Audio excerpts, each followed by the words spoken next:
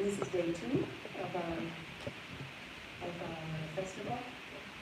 And we are thrilled to be starting with a focus on Archipelago books, which is a publisher we love. I love because they're my publisher, but also because their books are just so gorgeous. And maybe I'm going to go on that one. You have to move on. Okay. So we are going to start with Alyson Waters and thank you. Oh, great. Margot, Kerlidou, and they are going to read, and I also have never heard Meeselphe pronounced, but you will pronounce it correctly. And then afterwards we will have this we will pass on to Kalpana Raina and D, Gibson, who will talk about the extraordinary books. So, Alyson and you can.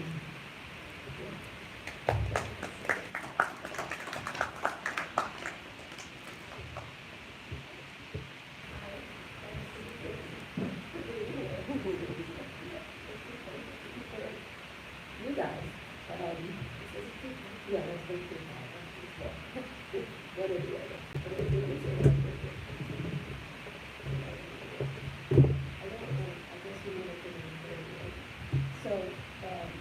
This is happening.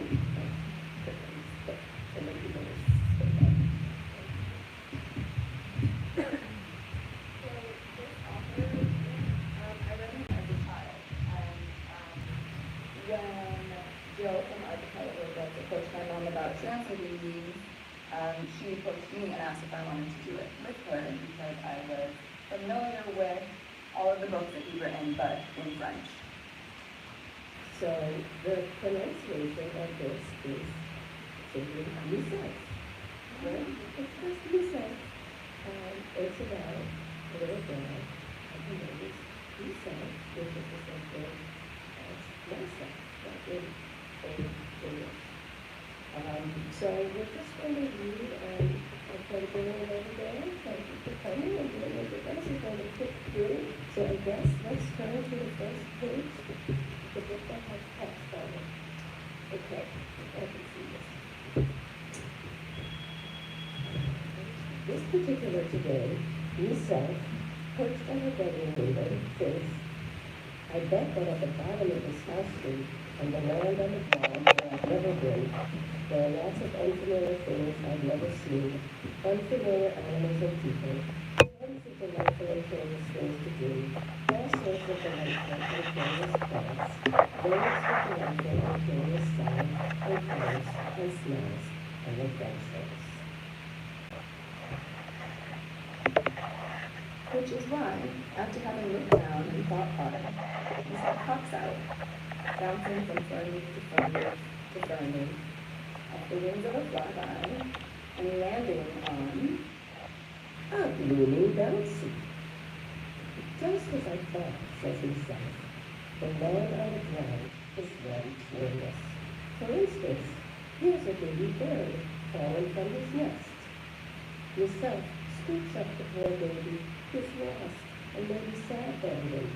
She takes him with her. Besides, the trees are so tall and so many that his nest is impossible to find. Farther along, the land on the ground becomes more curious and just as much more delightful. Waves, the masked chicklet, has come by just to tell himself, here, on the land on the ground, what looks real isn't always, and what looks mean or kind isn't always either. Some people who may have come from elsewhere or far away will show up on cue and in the nick of time. But what's important, though, is that you are important. And other than that, I like your hairdo. And you can see her hairdo. It's really blanketed. While Blaze is talking, Meeselphe climbs up onto a rolling eye. See the rolling eye? She's discovering that the land on the ground is filled with Guatemala night owls, but because she likes puzzles and riddles, especially silly ones, she is pleased. Meeselphe finds everything as strange as can be. The trees have now disappeared. It's hard to know where the sky begins. Both the sun and moon are everywhere all at once. The boulders are hollow or full. Some animals are made of stone, and some stones are alive like animals. There are lots of animals. Some of rock and some of fur. Some look kind and some look mean. If I remember correctly, the masked chicklet said that out here, you can never be sure of anything. Meeselphe is going to investigate. She starts with the one who seems kind. It's Sakura. No one looks kinder than that. Sakura says, "Here's a riddle for you. If you say my name, I disappear. What am I?" Does anybody know? If you say my name, I disappear. Well, Meeselphe knows. I know this one, Meeselphe explains. It's silence. The answer is silence. When you say the word silence out loud, there's no more silence. Speaking makes the silence disappear. Ah, noodles, his shriek separates, collapsing into the pile of her corpse. She figured it out. I couldn't. She explained it to me. Ah, hard haircut head, I detest you. I despise you. This isn't over yet. Until I meet again on pages 38 and 39. Nearby, resting atop a branch, loudmouth ant has a tip for Meeselphe. See? The ant language. That's the language that the ant speaks in. So what he's saying is, we all devour full only eat those who can't balance on their whiskers. By the way, I love your hairdo. I really don't see why I should fear a whiskery all devourful, thinks Meeselphe. And also, loudmouth ant is very clever. She got here before she even arrived. Each leaf on the branch of the branch has a different scent, and on each boulder, stone flowers hum the memorable mineral melody of forever and always. Without a doubt, Meeselphe loves this land on the ground where she has never been before. So, here we encounter those notorious whiskers, uses himself. The whiskers, of course, belong to the all-devourful. The all-devourful is forever famished, gut-grumbling, gobble-all, unless you walk gently across his whiskers, which makes him a motionless, brainless imbecile. Meeselphe is thrilled to have a chance to balance being a whisker, a game she enjoys very much.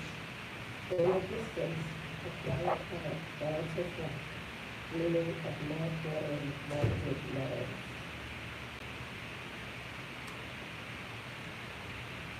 The masked chicklet was right. At times, things are what they are, and also what they aren't, no matter what they seem to be. Rabbits, carrots, mushrooms, lettuce, string beans, tufted rainbow koi, shadow flowers. It's all as cool and calm as strolling with a baby bird in hand. And if you look at the pictures, you'll see the baby birds on every page. I'm going to query that prince up there, thinks Meeselphe at the fringe of the fungus forest, flooded in fresh fall fragrance. Climbing aboard Catalan, who's cuter than a button, Meeselphe traverses the magical mycelium. A mycelium is a mushroom focus. She realizes that she loves every mushroom, not a single one is nasty. Meeselphe and Catalan part ways so that she can step into a soft, squishy place. After having good fun spinning and twisting, Meeselphe steps out on the other side and flops down in the land of Kalpana, ruler of straight lines. There you are, hard hair. See this line on the ground? Well, if you want to get to cross, you must make it shorter without touching it at all. Meeselphe draws one very long line, which makes the first one look little and shrunken. Ugh, mushy macaroni, shouts Kalpana. I despise you, hard haircut head. and I'll get you yet. I'll meet you on pages 38 and 39.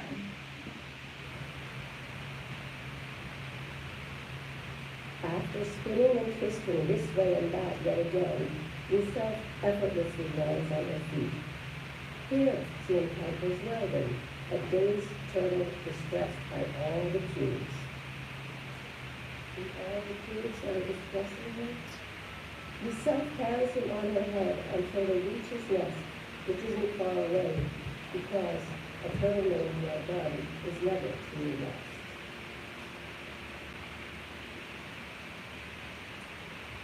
The distressing cues are built by the Blaboon, a monster who thinks it's fun to stress people out. And Booger Man, who's mean from head to trunk, with pointy teeth and a crooked mouth. He squawks at himself. Aha, there you are, horrible haircut. Now let's see if you can solve this puzzling riddle.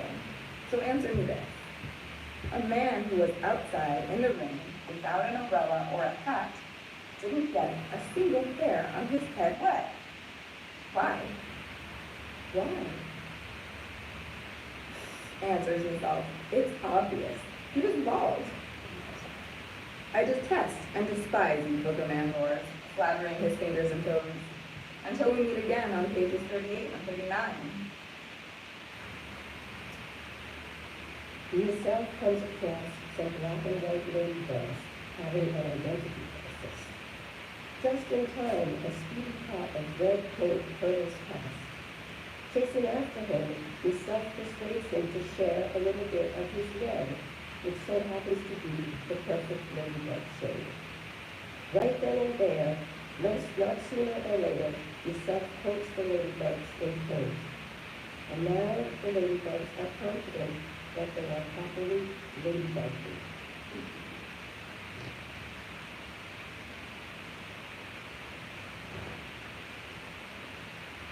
The fingerprint flies off. The fisty grip cuffs his fringe. Meeselphe reaches Mr. Featherbrain, Mrs. Featherbrain. I've been waiting for you, mini horrible haircut queen, she announces. Here is a difficultest question on my terrain. How many rabbits and how many ducks are there in the carrots without suspenders domain? 15 rabbits and 15 ducks, and they are one and the same. It all depends on the way you look at them, replies Meeselphe.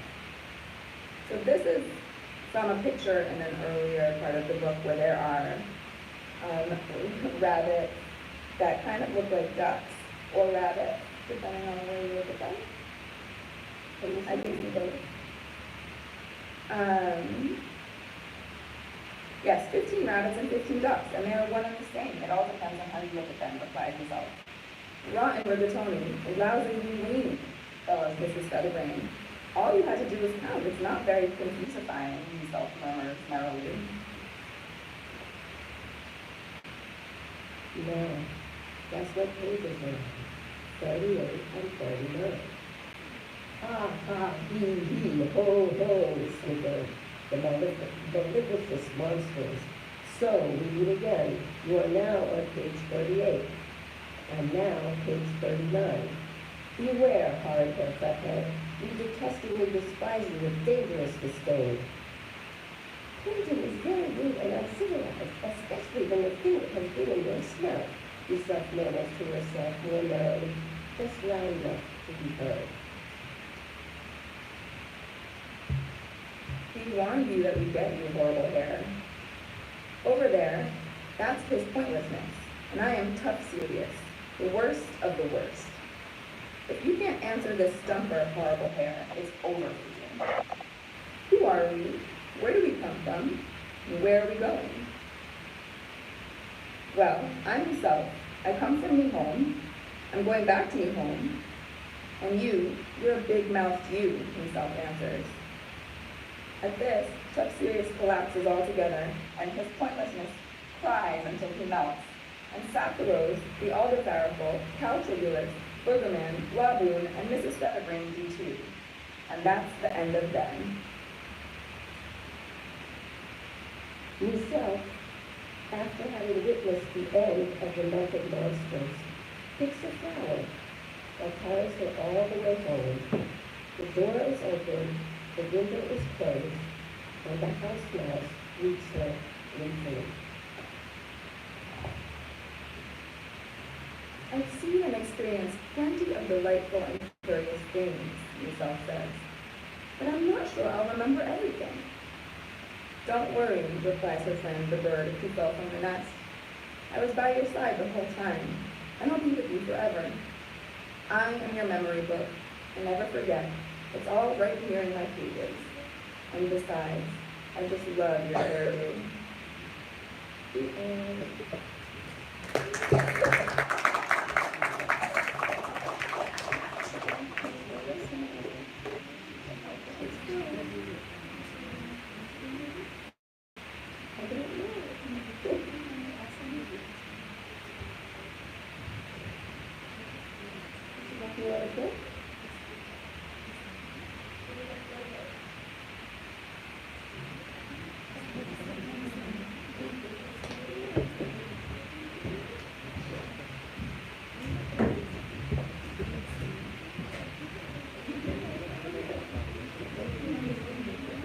Thank you, Alyson and Margot. That was absolutely charming and delightful. And you know, but I'm not a child, but I have a question. tell us a little bit about translating it, because I was just enthralled with the words. The pictures are fabulous, but the words were yours. They were amazing. Well, they were a lot of fun to do, especially for us to do them together, because Mom was very clever, and we just had so much fun batting ideas back and forth. And he's full of word games and neologisms, and this is my older topic, but and that was just a blast to try and do these puns and make things up. That I mean, we did this quite a while ago, so I couldn't even tell you what the French was anymore. But yeah, it's more about getting the essence right, because you'll never get the exact translation, because a lot of the words that he uses are references to things or things that rhyme, so that you'll never be able to find a proper translation. So we just did our best to just capture the essence of it, and I think we did pretty well for that. Absolutely. But, and tell me, so what is, I do remember the title of it. So how did you get to Meeselphe? the title in French is Moah, M-O-A-H, and it doesn't mean a kiss like it does in English. Right. It's just a kind of phonetic spelling of Moah, meaning I or me. That's Right, which is M-O-I in French. It's the sound of the So, Meeselphe, for example, you at the end actually is an old English word for myself. And then we put the E on the end because it's a girl, and that's what we do. French, and you can do it in English too, if you want. Yes, So, you can. the next book that we're about to do for Archipelago is. We don't have the title. We haven't decided the title yet. Well, it's called Lisbon. The river. But, you know, but it's about people who can decide whether they want to be a boy or a girl, or a man or a woman when they grow up. And then sometimes they come back to life and they decide that they made a mistake, or that they didn't get what they wanted, or that they can do whatever they want anyway, and it's fun. And this will be Margot and my third book of his, and I did two of his before I brought smart young Margot on board with me, so. That was a smart young thing to do. I'm smart and young too, yes. Well, thank you so much. It was just magnificent, and I look forward to the flow. But Okay, so what titles are you thinking? What are your options at the moment? Well, the title actually is sort of the thing that we do at the end. So actually for this we had, for Meeselphe, we had various iterations before that's the one that we landed on. So I'm sure it will be similar with it might just be the river. That's pretty straightforward, even though the book itself is very long. Like a river. Yes. Yeah. Okay, well, thank you for listening, everyone.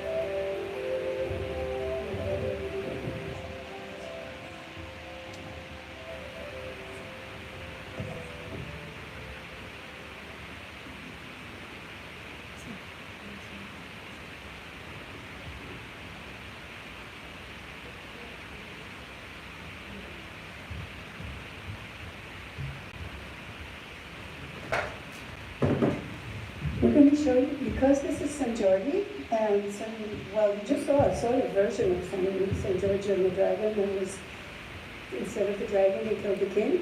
But we have issued a call for dragons, because we decided that the dragon and the king should be together, and there's no reason for them to be fighting.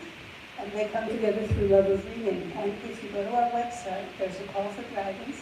And if you draw a dragon, we'll put it in our gallery, okay? So,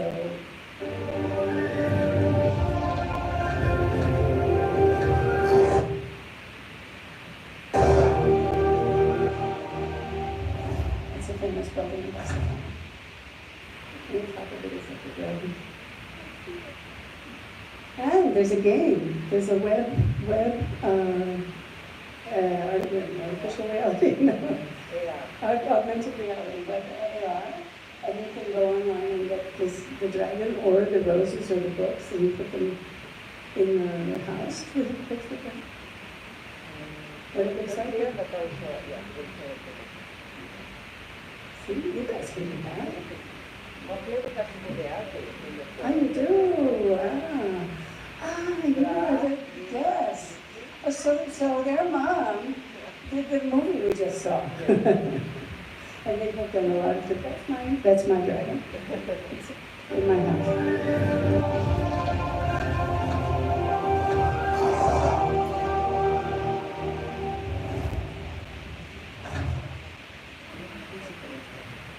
Raya asked me if I had a dragon around to put in the gallery, and I said, well, I have this elephant, but it's a sea creature. And yesterday we learned, when the man came and told us, he wrote the Penguin Book of Dragons, so he told us the whole history of dragons.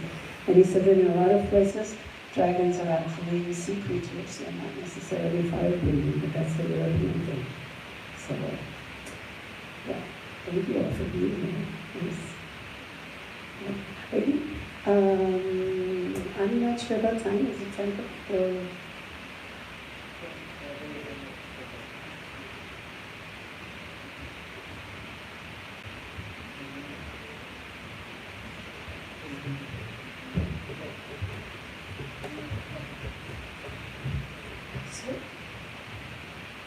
Now I would like to invite Gibson and Kalpana Raina to come to the stage. They're going to be talking about For Now It Is Night, which is translated from the Kashmiri, is and they will tell you about the genesis of the book and how they came to write it. But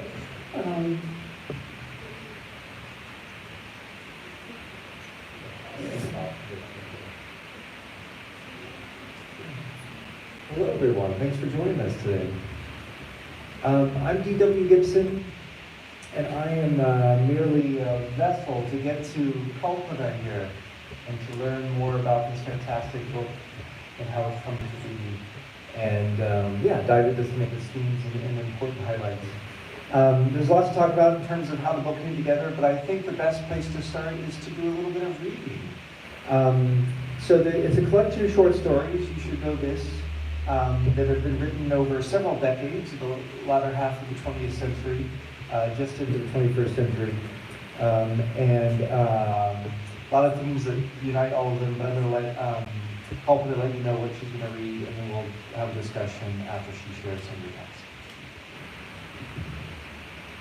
Thank you, D.W. and thank you, Marianne, for this opportunity. I'm afraid I don't have pictures. So I think we did have those beautiful pictures. I'm going to read from the last story in the collection, which is called To Raise or To Rejoin. And just by a little bit of background, most people in the West don't know. They see Kashmir only in the headlines. They don't know the day-to-day life of Kashmiris per se. And there's a very important part of Kashmiri history which this story refers to, which is the mass exodus of Hindus from Kashmir Valley in the winter of 1989 and 1990. And the author was one of those people who was a part of that exodus, and he lived the rest of his life in Delhi, never going back to Kashmir. He did not write too many stories after the Exodus, but he did go back and mine some of his memories of Kashmir. But this is one story that deals completely with the Exodus, and that's why I'm picking this, because it's a very important story and one of the few that he wrote about exile. The section I'm going to read, the exile happened in winter. And the section I'm going to read is when the narrator describes the exact moment of departure from Kashmir. That year, too, Deb made garlands of dried gore, Deb is his grandmother, and aubergine to welcome Shinabur or to guard herself against him. That year, too, it snowed heavily. The snow danced as it fell from the sky, but as soon as it touched the ground, it went into a frenzy. Or perhaps a gust of wind came in from somewhere and struck the soft flakes descending from the sky, turning them into ice, freezing them just as they hit the ground. The soft heaps of cotton had turned to frost, and the bales of white cloth turned into crystals. Neither Deb nor I was accustomed to this. An icy wind blew that pierced the flesh and bones and froze the warm blood that ran through people's veins before they even realized what had hit them. They would have grasped it only if they had been used to it. When I saw this cruel face of Shinabud and was confronted by the icy winds, I let out a scream, and Deb screamed even louder. But none of our neighbors heard us. Perhaps even our screams froze before they could reach their ears. Deb held me tight and started howling. I lifted her on my back and turned towards the door. Deb glanced around the house, gathering the images of the garments of gore and aubergine hanging in the attic, the pots and pans lying about in the rooms and corridors, and bundled them away in her heart. Perhaps my heart was already frozen. The plates covered in mold, the earthenware with iced-on collard greens, the frozen pitcher, the horoscope trapped in unfavorable planetary combinations, the almanac stamped with ominous dates. I kicked it all away to clear a path in front of us. As soon as I stepped out of the door with Deb, I slipped. We kept rolling down the icy slopes until we reached a place we did not recognize. The cotton soft snow had held my feet to its chest and caressed them gently. But this frozen snow could not bear our weight even for a second. It hurled us to the ground and we skidded on its slippery surface, tumbling down countless slopes through gorges and crevices until we reached a place where the sky above was on fire and the sand below blazed like an oven. Is there anyone around? Deb yelled again, but just like before, no one came to help us. Thank you so much. Fantastic. I think it's funny, sort of what we just watched in terms of the children's picture book there that was narrated for us, and what we see here. It might seem sort of far-reaching back to back, but I think there's some unifying principles here, just even in terms of translation, right? As a writing, a form of writing. We talk about theater and scripts and novels and poetry and these types of things. But we don't often, at least in the US context, talk about translation as a form of writing. And I think that this idea, too, of home is an important thing that comes up again and again, and sort of feeling comfortable where one is. And so you read a book, you read from a story in the back of the collection, but I'd like to ask you first about the first story, Sunshine, which I think is a fantastic sort of scene setter for the collection itself. And we're with a woman who's just arrived in Delhi, just like our author. And she is excited about arriving in Delhi, sort of taking in the city, having left Kashmir. Poshkuj is her name. And we sort of travel around the city with her for a while, but at the end of the story, she arrives at a place where she's already, after just maybe 4 or 5 pages, longing to return to Kashmir. And I wonder if you could maybe even just speak to that, sort of as a theme, and it sort of ties into what you just said about that last, one of those later stories that was written much later. But sort of the idea of relationship to home, the relationship to sort of longing to return, and how that plays out in this collection writ large, because it seems to appear a few times throughout the collection. Yes, I mean, it does appear many, many times. And it's interesting that you picked The Sunshine, because that's the very first story. It's not, well, he first started writing in Urdu and Hindi, this is Kaul, the writer. But this is his first story in Kashmiri, and it immediately catapulted him into fame. It was extremely well received, and he became a famous writer overnight on the basis of one story. And this is set from a much earlier time period. And it's kind of interesting. We hadn't planned this, but this is the book ending to these 2 stories works beautifully. Because this is an earlier time when, when the situation in Kashmir was nothing like it was post 89, 90. People came and went, but it still gives you that hint of that uneasy relationships between Hindus and Muslims. Kashmir is India's only Muslim majority state, and the Hindus are a very small minority, about 15% of the population at that time. And it wasn't unusual for a lot of people to leave the cold of Kashmir and come to Delhi. And it describes a warm Delhi winter, which interestingly is not what you see now. You get more pollution in Delhi than anywhere else. But it describes an earlier time. But this whole concept of home, when Poshkuj arrives in Delhi, the first paragraph in the story talks about how she's looking around and says, well, there's no Muslims here. The butcher's a Hindu, the baker's a Hindu, the candlestick maker, cabinet maker, whatever, they're all Hindus, and I'm going to be comfortable here for life, and I'm not going to go back. This is where I'm going to stay. And as the story evolves, she realizes that there are Muslims in the city, and there's a wonderful passage in there. Poshkuj is, I'm digressing, but Poshkuj is one of Kaul's best female protagonists, and probably the one that's most focused on. And he uses stream of consciousness. This was written in 72, 73. And he goes deep into her head and tells you what she's thinking about once she's walked around in Chandni Chowk and seen women in burqas, and she's wondering whether they're afraid of being killed in Delhi, just like she may be afraid of being killed in Srinagar. And there's a beautiful line that says, well, we haven't been killed yet, but how do you silence the fear in your heart?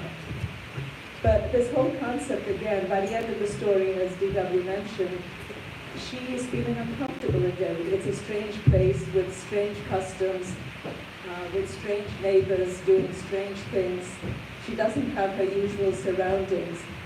And the story ends with her desire to go back to Kashmir, and the only thing she wants to take back from Delhi is baskets full of the Delhi sunshine, hence the name of the story, Sunshine. But it does raise a very interesting point to these stories and other Kashmiri writings. You know, Kashmir being such a landlocked place in the mountains with Pakistan, surrounded by Pakistan, China, and India, the Kashmiris' notion, even today, of geography is very limited. There's Kashmir, which is their here and now, and then there's everything outside of Kashmir, which is there. And there's lots of journeys between here and there, and there's also lots of conversations between here and there becomes a synonym for anything outside, anything unusual, anything not known. And even when you're there, the desire to go back here is very prominent in these stories. And of course it ends in the last story that I read, where there is no going back. Yeah. Yeah, I think that's so strong and so resonant, that notion of longing to return. That sort of human thing. Once you arrive somewhere, new adventure, sort of instantaneously reflecting on where you've come from. And also I think it's worth noting that it's very different, that front story, and the context of that story you sort of alluded to, versus that last story. You know, the first story doesn't sort of exist in the context of diaspora or anything like that. It's really, truly about home and longing that way, right? Yeah, and it's interesting because it also, you know, it describes the sun of Delhi, the same sun that the last story ends up in. It's a warm, life-affirming sun, different from the cold, wet Kashmir winters. And that same sun, when you're forced to live in it forever and you're exiled, becomes a blazing sun, with which, you know, it's certainly not life-affirming, and in fact, it's killing. It deadens you. Yeah. So, you know, on the one hand, this is a collection of stories that's about Kashmir, very specifically. And on the other hand, it's absolutely universal in terms of the themes that we already talked about, in terms of sort of relationship to home and travel and seeing new places. But something that seemed to come up again and again is sort of poking fun at modernism, poking fun at storytelling and how one approaches storytelling. There's the end of one story in particular, the title escapes me.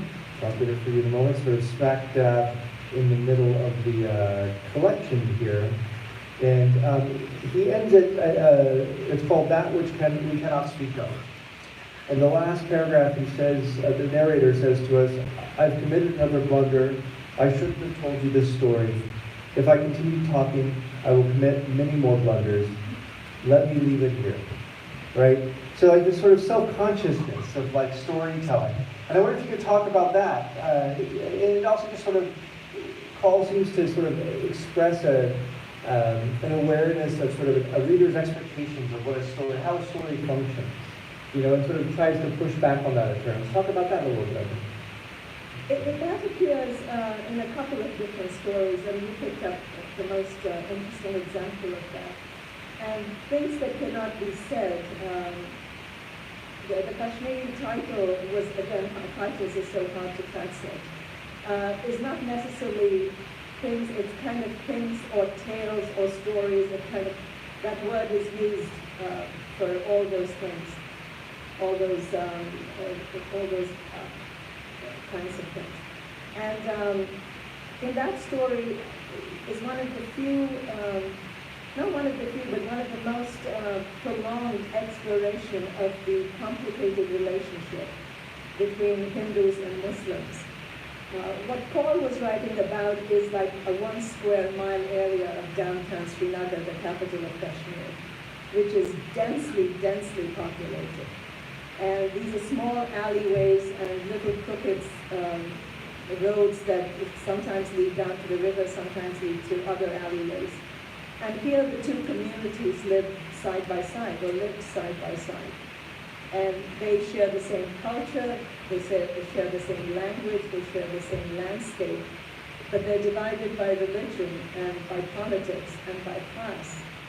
And that whole story, which is one of the longest stories of the collection, I think, it touches on the precariousness of that relationship. There are relationships there between the narrator and Muslims that he went to school with, so there's a friendship. His barber is someone he went to school with, but then he decides that he has to go to another barber, not because this guy's a Muslim, but because the other barber has pictures of Bollywood stars in his shop, and he'd rather go there. But so it describes these familiar relationships on one hand, but it's also the echoes of what's about to happen in 89-90 are already there. This was written in the mid-80s, maybe, or early 80s. And there's tension, and he refers to that tension. There's already calls from the mosques to kill Hindus, to make Kashmir a part of Pakistan, which he refers to there. But he also refers to an incident that very few people are aware of at the end of that story, which goes back to 1931, actually. And I didn't know about this until I read the story, which is when the first massacre of Hindus in Kashmir took place. Not in 89-90, but back to 1931. And he makes a wonderful observation there that, basically, again, going to the power dynamics and the class dynamics, because typically Hindus are middle class, teachers, professors, bureaucrats. The Muslims were, business people, or they were the tradesmen. So he talks about how it's okay to have a Muslim baker, to have a Muslim vegetable seller, but God forbid if you have a Muslim barber, because you never know, the barber might cut your throat. So you have to get some Hindu boys to become barbers. Then he stops himself and says, well, who's going to marry their daughter to a barber? So in that one line, he encapsulates this whole class religious dynamics. And the way he ends the story, there's a lot more tales there, but he's sort of saying, okay, I'm done with this for now. And we'll come back to this. Another story that he uses the same technique. I think it's the third or fourth story called Complicit. So he's a very self-conscious writer, you can tell, and he's extremely well-read.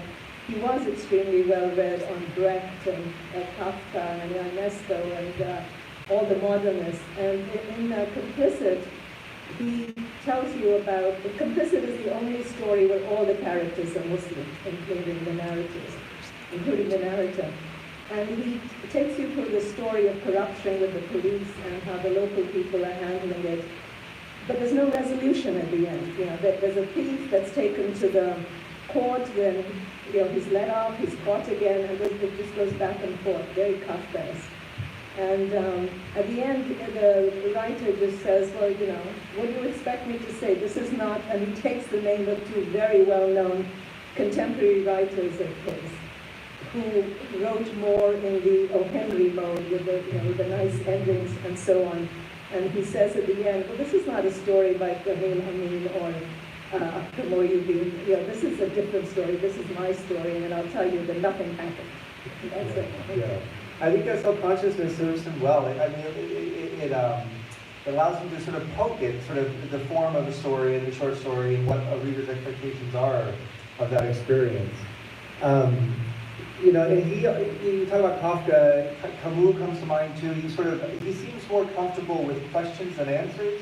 And I think that comes up actually on the page a lot. There are a lot of times in the stories where questions are introduced that do not have answers in literal terms. So here in one of the stories, which is titled A Late Winter, just a small passage, speaking of a character, says, he had answers to many questions, but he kept them to himself. He would not let them out. He had come to realize that the answers he let out of his warm bosom into the open were not valued by anyone else. Once they were realized, these beloved offspring of his mind wandered, dazed, adrift like orphans. Some questions have no answers. And I wonder, you know, something I was wondering as a reader of this book, as I went through it, is that more about Kaul as a writer, or sort of the context that he's working in, or both?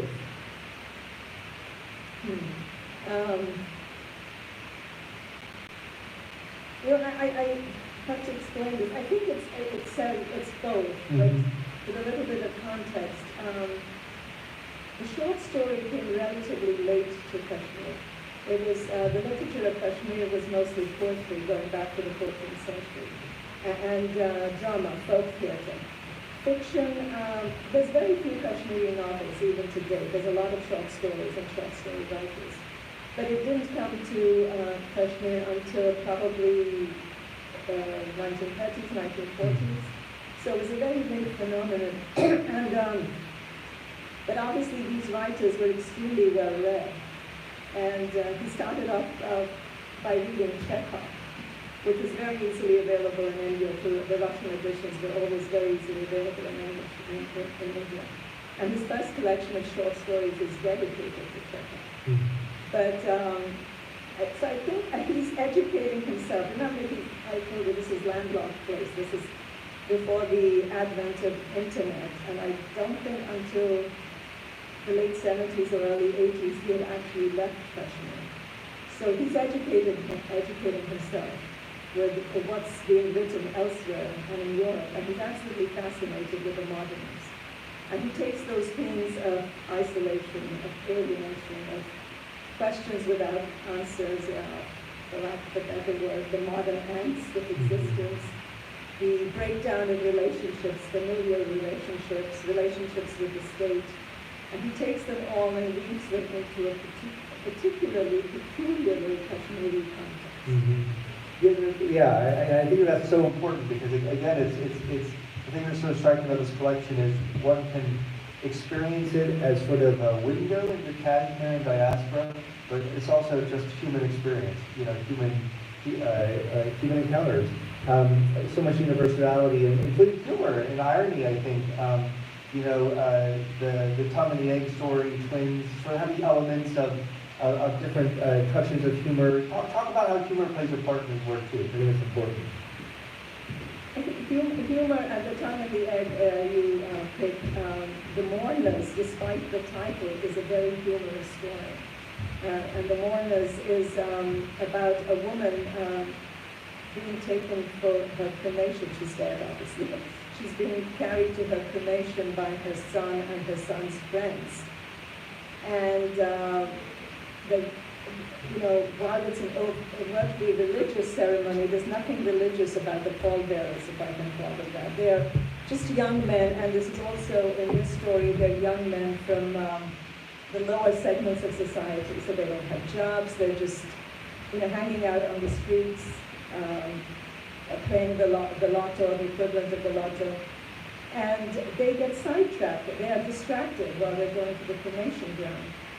There's a cricket match going on and they want to listen to the commentary.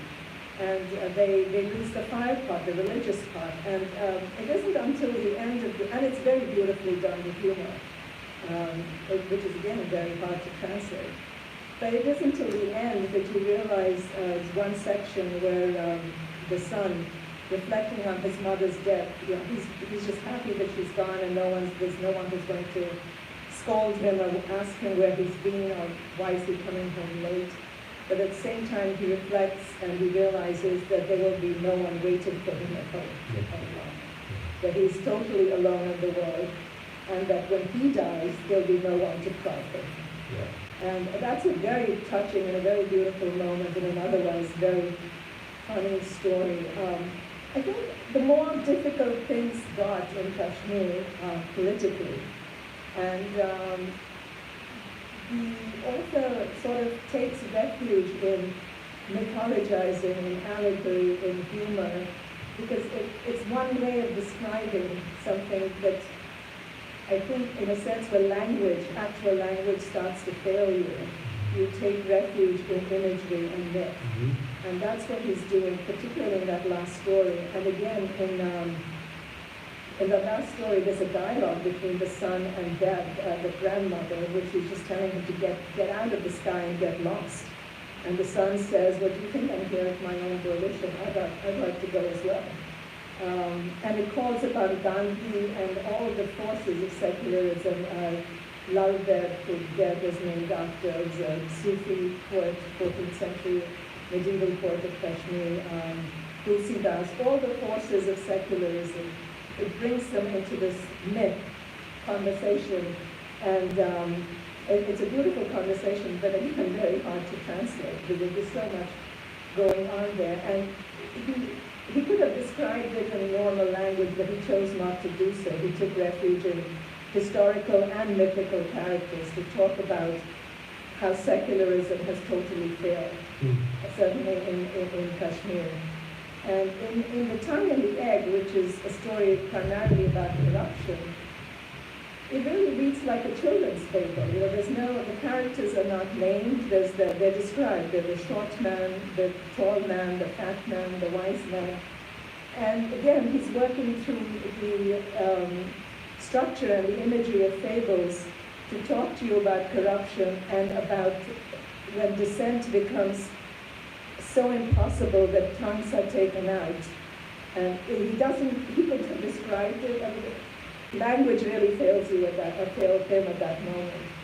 And he took refuge in right in the children's story. Yeah.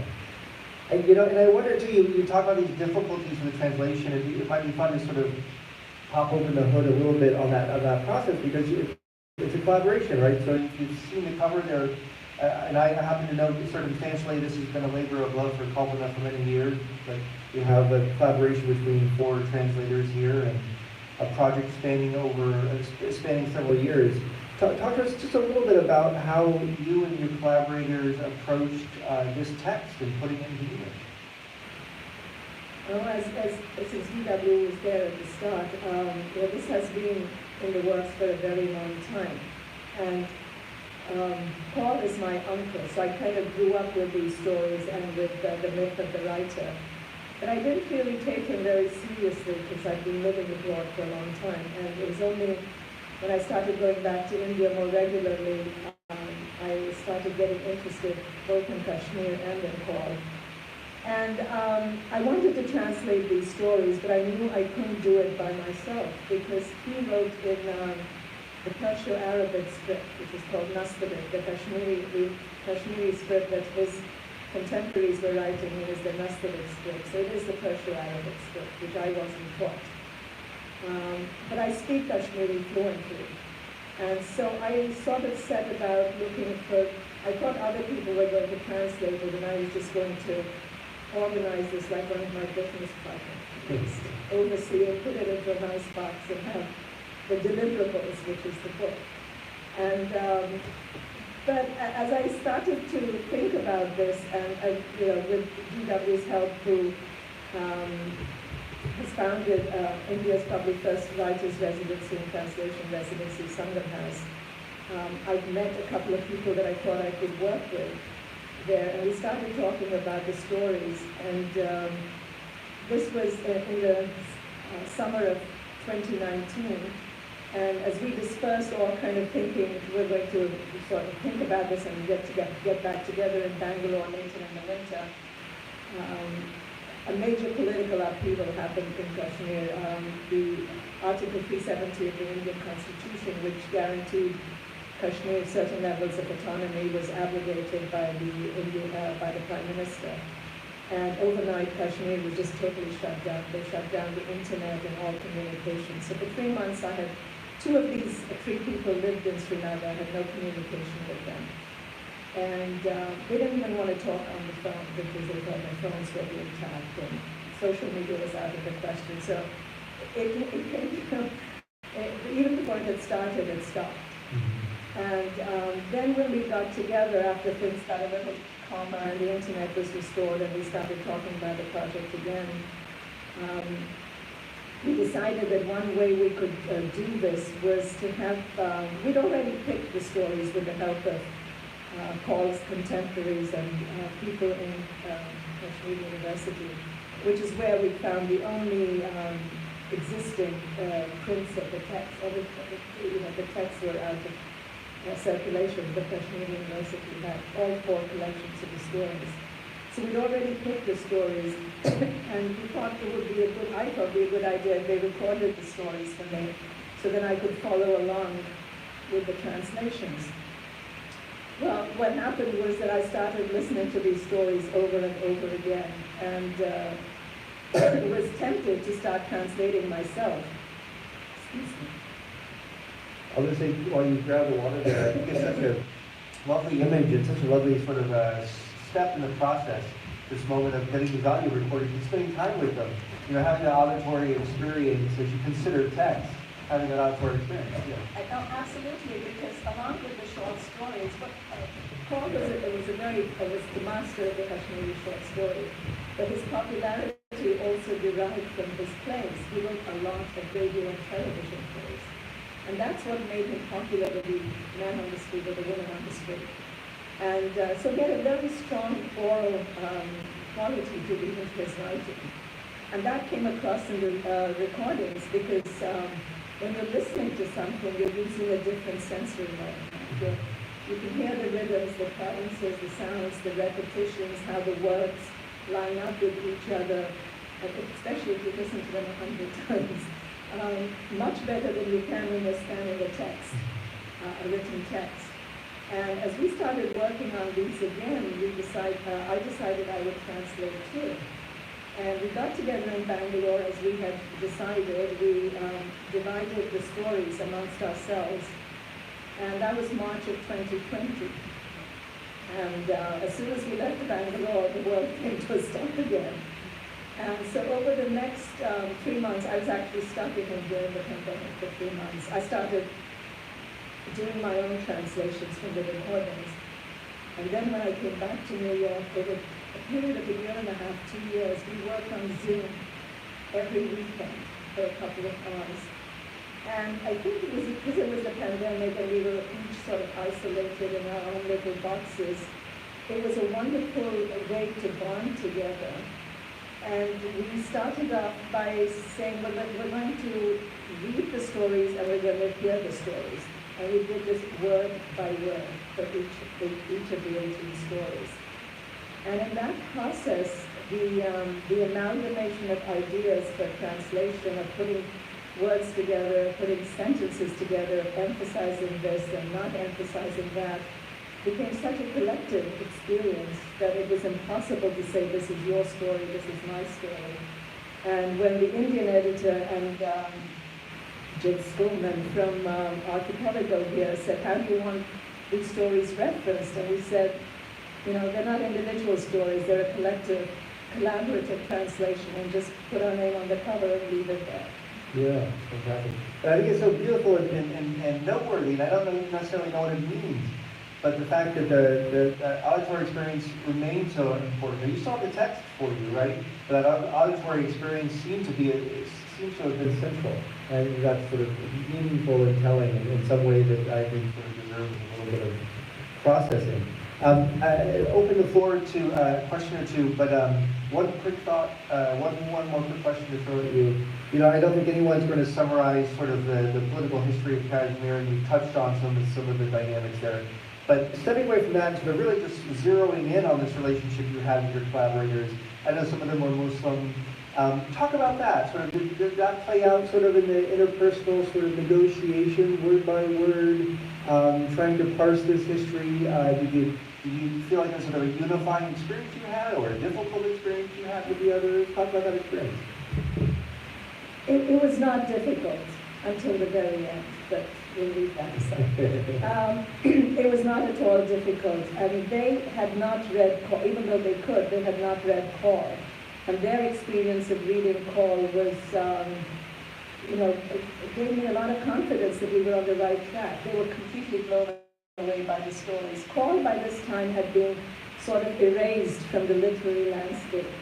of Kashmir. These translators, the other three translators, are all Muslim, and they're younger, and so they would not have studied Kaul in, they came of age after 1990, let's put it that way. They were probably very young in 1990, and they would not have studied Kaul. So this was their first experience of reading him. And it gave me a lot of confidence that they responded to the stories just as I had from the recordings. They equally believed that he was one of the best short story writers. And when we got together to translate, obviously, Kaul talks about certain Hindu elements in his writings. And, I found myself having to explain some of that, which was kind of interesting for me. For one of my co-translators told me that I was the only Kashmiri Hindu that had ever interacted with, which was interesting of its own accord. But I learned so much of the background to the stories, the political background, and the possible characterization. I mean, the characters that I knew Kaul had taken from our family and woven them together, and I could talk to them about that, or locations or locales. But they filled me in on all the political backgrounds and also the literary references. They had grown up with a lot more Kashmiri literature than I had. And so it was very, very easy. This collaboration was very much a two-way street, and I learned a lot from them. And they were absolutely, most Kashmiri Hindus and Kashmiri Muslims do not discuss politics, even today.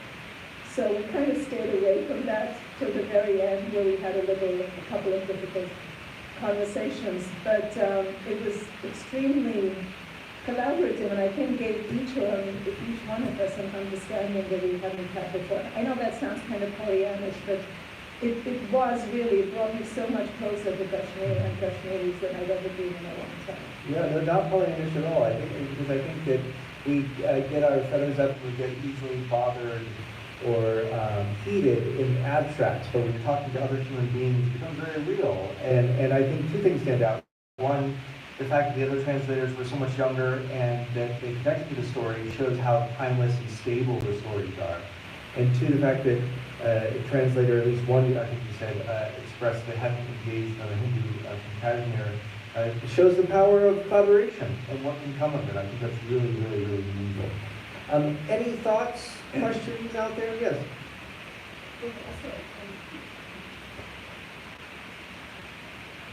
More thoughts I'll give you than it's the translation process.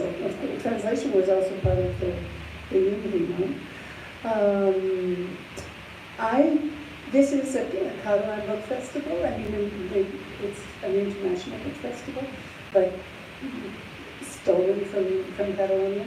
And I would love to hear a little bit more about Kashmir, because you mentioned medieval texts. So if you could give us the thumbnail history of Kashmir and how many people speak it nowadays, and about publishing in Kashmiri, how is it, how strong is it right now?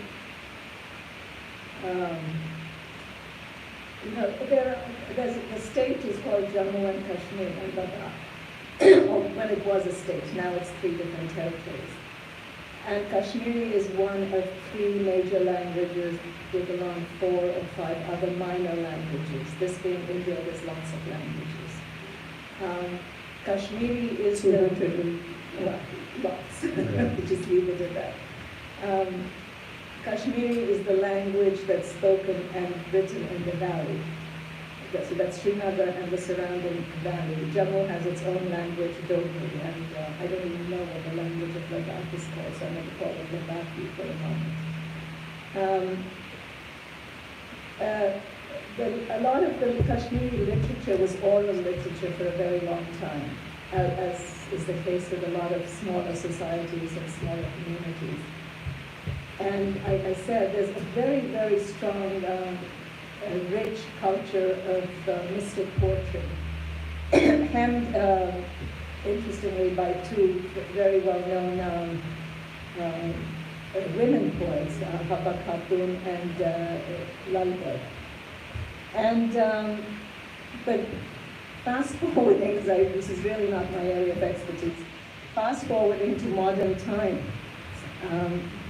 the fiction writing, and it had a very rich literature of writing, plays particularly, and then fiction started in the mid-20th century, and a very rich culture of publishing. There are even today 7 or 8 English language newspapers published in Sri Lanka, which is mind-boggling. And but unfortunately, what's happening is, because it's a small community, both Muslims and Hindus, the focus on the language is going for different reasons. Kashmiri Hindus have left the valley. They are assimilating quite quickly into the rest of India. And now it's the second generation, and they're not learning Kashmiri. So they're learning Hindi or Bengali or Gujarati or wherever they happen to be living. Had an argument with my dad about this, because he was claiming that the language was dying, and I said, no, the Kashmiri Muslims will keep it alive. Why would it die? And then when I went to Kashmir, and based on what he was telling me too, and some other friends had told me, I saw the language is dying in some sense, because the Kashmiri Muslims, for similar reasons, don't see a future in Kashmiri for their children, and they are teaching them Urdu and Arabic, because there's a desire to move away from a more Kashmiri identity to a pan-Islamic identity. So the language is getting hemmed in, and there are not, even in Kashmir today, I mean, even with this group of 3 translators I had, their ability to read the language was varied. One of them was very good, and the other 2 were so-so, which made me feel a little better.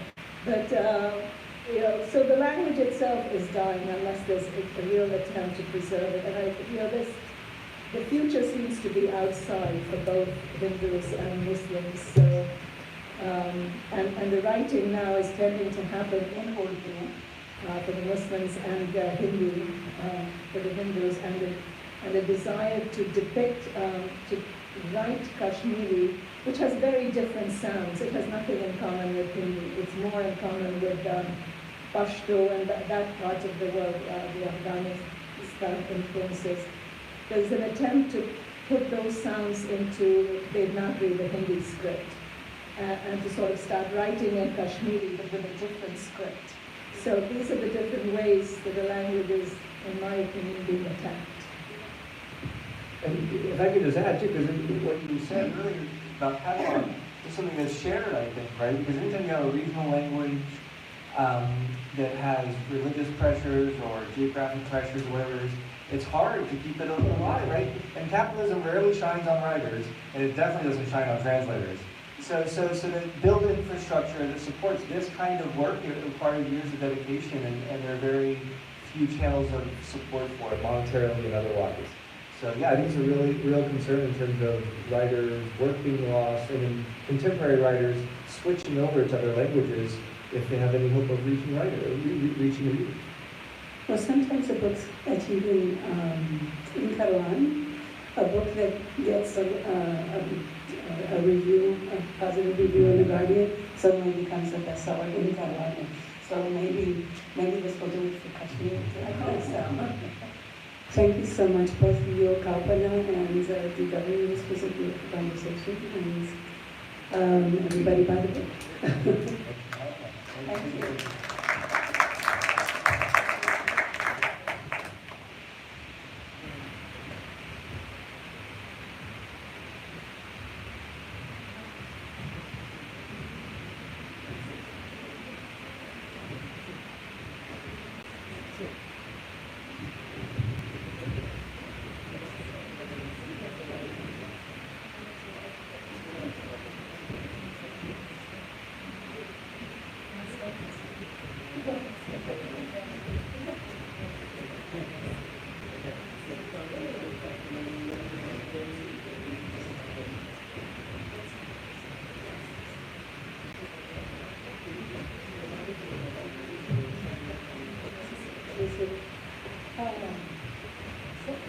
one? No, no.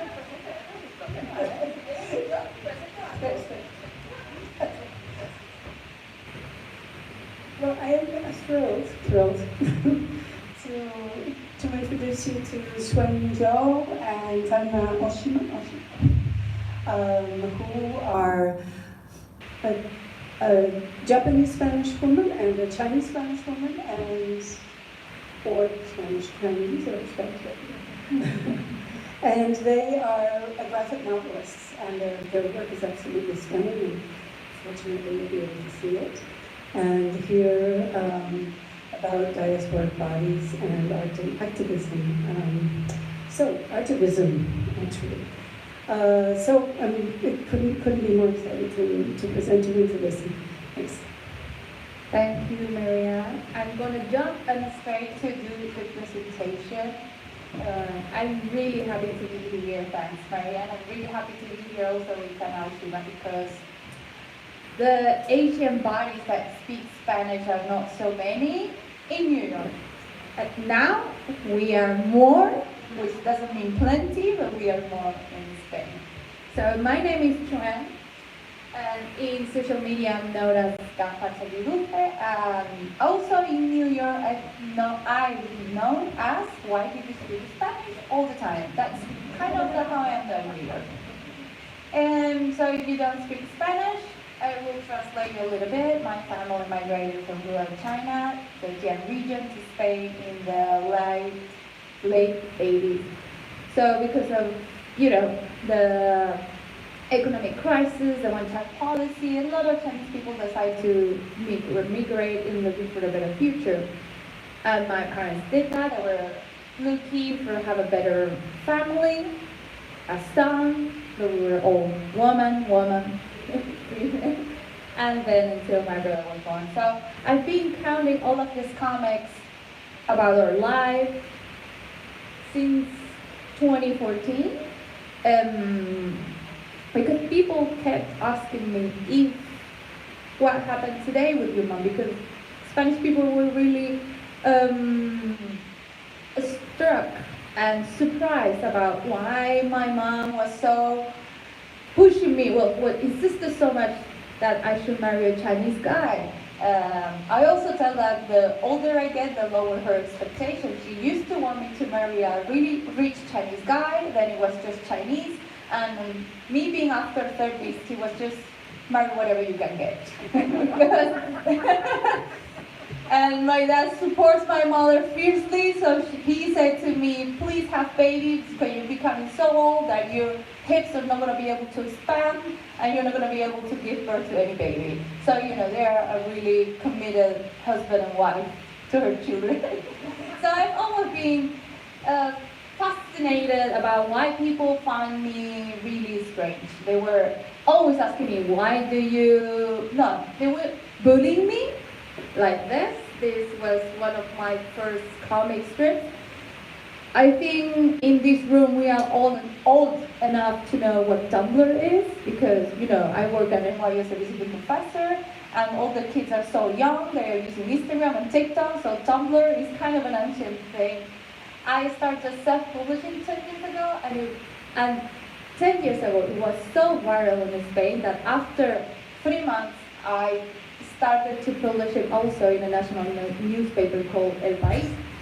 Because this reality was not shown in every mainstream media. Like Chinese migration was always portrayed as non-locals, but I am a local in Spain. Here I'm a migrant, but in Spain I am not a migrant. But I've always been seen as a foreigner or a migrant in my own country, and they made me feel that way. And I especially love the right side of my mom there, because we didn't have words at the time to say racism. We were not conscious about that. So when I received bullying, and my mom kept saying, I don't understand why you kept being angry. When people were telling me, squinting at eyes, or saying me, hey, you're Chinese, you're Chinese. We didn't have the word to verbalize that it was racist. So my mom told me, you need to do this to the Spanish people. Españolitos, Españolitos, and open your eyes, which also did. And I did not understand, and they got very confused, like, pues no me siento ofendido, no? And so why I was feeling so offended? Because at the time they were doing this racism and racial hierarchy that weaponized my Chinese identity and converted it into an insult. Oh, yeah. This is very nice. Why was it gonna play? Well, it's supposed to be a gift. My mom actually doing this. It's a very popular content in my Instagram set.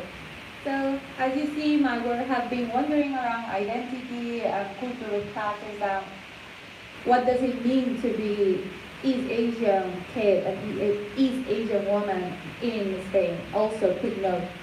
In Spain, everything that is Asian is Chinese. It doesn't matter if you're Korean or you're Japanese, you're just Latina or Chino all the time. They don't care if there is not accurate. Even if there is some Spanish person that have smaller eyes, they're also Chinese. No? Todo el mundo Chino. So I started publishing in 2014 because I wanted to tell longer history. I didn't know at that time that it was going to be important, that novel, Gowhar. Unfortunately, I see that you have here a table, very nicely with a lot of books, but my books are basically sold in Spain. I don't have books to sell here, but if you are interested, you can just find the ebook, which is very nice and very cheap, €5. And as an artist, you can support an independent artist like me. If you like Tana something, you're gonna support another independent artist. So, Gowhar was published in 2015. I signed the contract in 2014, and it was the first book in contemporary Spain made by what is called here a woman of color or a migrant descent. People that study the peninsula, they say that they really do not find anything similar at that time in 2015. And it was something that I didn't know until I arrived here, how new, striking it was back then. So Gowhar was basically the history of my family migrating to La Costa del Sol, the southern Spain, and how we were the unique kids, well, the only Chinese kids over there, and how we thought that we needed to fit in or to assimilate, but there was a lot of stuff happening there, such as how traditions were made. No? In Spain, we have, instead of Christmas being Santa Claus being super famous, it's like the Three Kings. But the people do not understand that the Three Kings of the Margot are also a religious festivity, and my parents were not celebrating it. So there's a lot of naiveness in the Gowhar, which now at this time I think it's us claiming or leaving a trace of our own existence, because the fact that we are a few doesn't mean that we are an independent phenomenon. We exist, and it feels, maybe Tana can explain you later, like that we need to legitimate, legitimate, I believe you all speak English, so legitimate our own existence, that it's not a weird thing that Chinese people speak Spanish, it's just a migration right there, and Japanese people also speak Spanish too. O sea, que no es raro, it will keep happening. And then Gowhar was published in 2014, and after a couple of years, Andalucina por el Mundo in 2017, and that graphic novel was about how it is to be a young adult, well, female, woman, young adult, all over the world, in Madrid, in Miami, and Malaga, because it is the history of my sister and me told in first person. The stereotypes keep traveling everywhere, because my sister tells her story from France, and she is being asked in France, do you Chinese people eat dogs? It's like, oh my God, the same stereotype all in the Western world. You're zero original, like zero. One thing I would like to mention is, like, as an artist, I do not have an education in fine arts, no comics, no script, I'm a self-taught artist. And in the United States, it seems very romantic to be like, oh, sí, una autora que se enseña a sí misma, like, self-taught, but in reality it's quite lonely, and you keep thinking and doubting if this is the good or bad idea. But I was already out there having this stuff. Like, I think that well, my previous job at Catalan, I didn't think too much about why I wanted to publish. I just wanted to do like a diary, like somebody who writes a diary. I want to leave my memories there. And one funny thing is that all my siblings, my sisters, they remember the same memories that I put in there. Like we share those memories together, so it was very nice. I, after published a graphic essay, Sant Jordi, which for somehow is pretty popular in American university. Like they teach with my books to people that are studying in Spain, because it's a graphic essay with a lot of humor exploring the Spanish identity. For example, now we are in Sant Jordi in New York. Why the things that have been asked me that I must have in order to consider Spanish, such as Spanish phenotype, which I don't know what it is, or if it does exist, to have been living certain generations in Spain, or have certain names and not being called twin, in order to be Spanish. So why somebody who is Catalonian can call Catalonian, even they have those things that I was asked for to be Spanish. So for me that was very interesting. So in Gente de Aquí, in the side of Gente de Aquí, I was exploring identity, Spanish identity, but with my phenotype, with my perspective. In Gente de Allí, I explored the other side. What those difficult terms such as integration, arraigo, or identity of migrants, of children of migrants. And well, this is stepping into the last part. This is my visual work.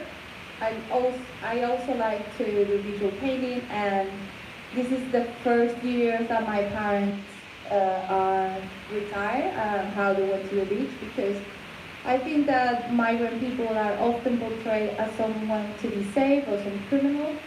So I wanted to give actually agency, because migrants are people, they are my parents. I wanted to give them an intimate, a sweet portrait of what is just being human. I mean, migrant people want to go shopping, migrant people want to have lust, they have desire, migrant people are people. And all the media and whole been creating so dehumanized. And I think I'm going to stop here. I've been all around the world. You see, I'm in New York, but my work is everywhere all the time. Oh, no, there's a video here.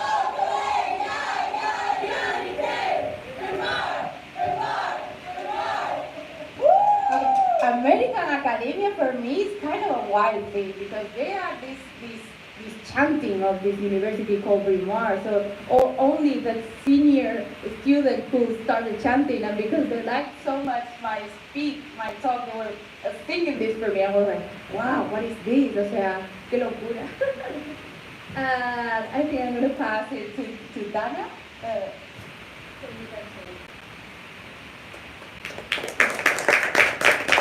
I'm sorry for the rush, eh? Wow.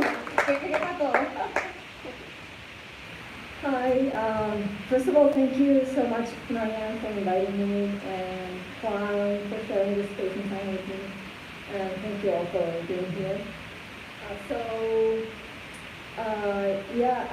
I'm a New York City-based visual artist, and most of my art practice focuses on comics. Unlike Quan, I self-published my comics, so these are more like zines.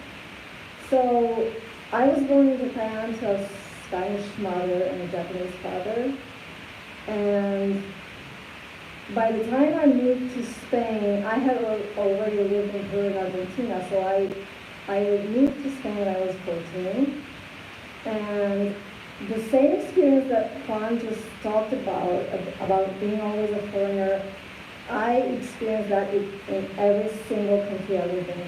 The worst part, I have to say, was in Japan.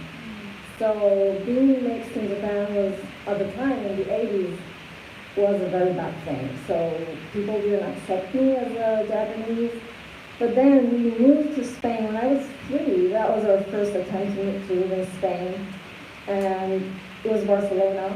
And kids threw rocks at us, and my sister and I. So it was, there was rejection both in Japan and Spain. Then we moved to Peru. Peru was better. only there was a war back then, so we moved then 2 years later to Argentina. And it was finally when I was 14 when we moved to Spain. I was already a teenager, so things weren't that bad. But then I only stayed for 2 years in Spain and we moved to France. And then I finally settled in Spain when I was 18. So, so my comics, oh, here, yeah. So my comics mostly talk about uprooting. Well, not all of them. Well, I have like 2 different kinds of comics. Some are very silly and stupid, and the other kind of comics I make are like more autobiographical, and these are based on my experience in different countries. But it's more because it's not specifically focused on Spain. I had the same experience in different countries in the world, so. It's more universal. It's more a universal experience about uprooting and otherness, being other and foreignness. So this was my first self-published comic, and I ended up printing it black and white because it was cheaper, but it was originally in color. So I like using poetic language rather than political language. Political language is perfect, and it's necessary, but I personally like to use poetic language. So this is the first page of Vagabond. I love that page. Oh, should I read it? Yeah.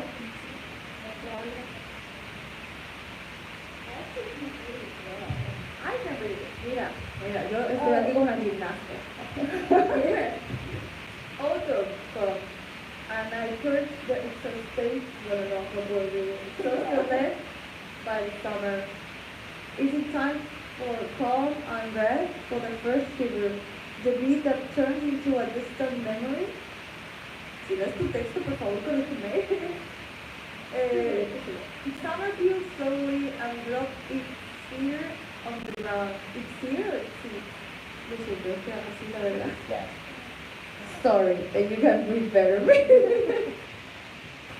Es que me gusta mucho los following vignettes, los following things. I'm just an intruder in a very private, soberly known as nation, married to different languages and faithful to none.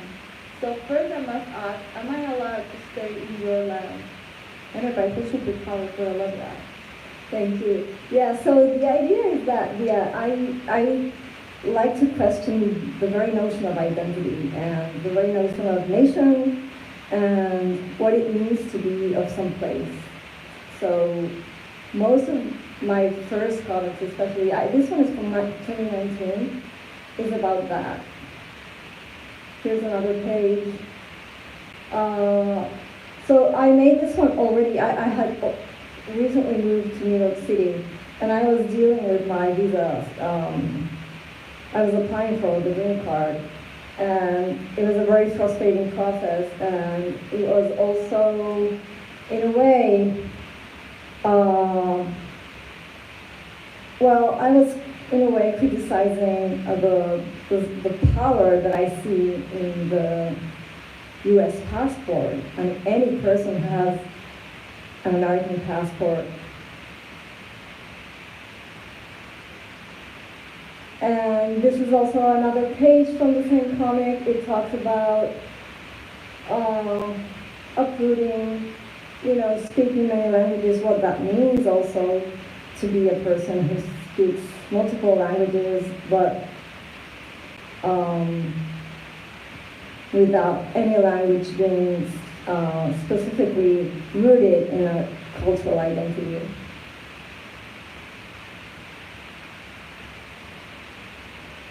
So this is another one. This one's the most political comic I made. It's called Filthy, and it talks about my experience with my other migrants that are way less privileged than I am. And even though it has some autobiographical components of my nomadic experience in life, you know, being from one place to another, it also, yeah, it talks about other people, marginalized people, migrants who come here, have nothing, and how the mainstream society perceives them. So filthy is a symbol to, you know, a misconception of these marginalized people. So they're not obviously putting their nails on the hallway, it's just a metaphor. So this is again a metaphor of how migrants can be perceived.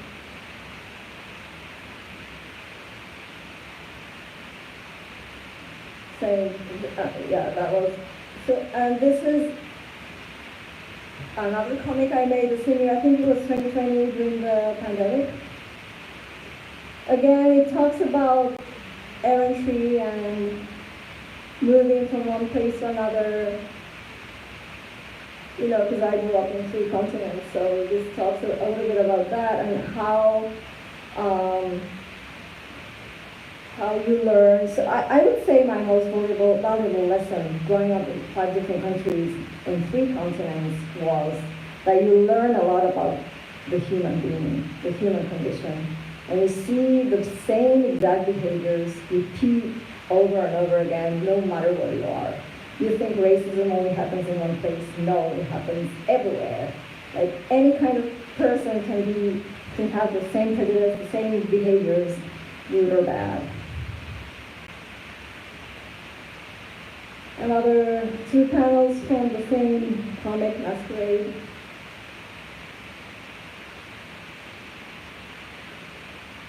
This one was my most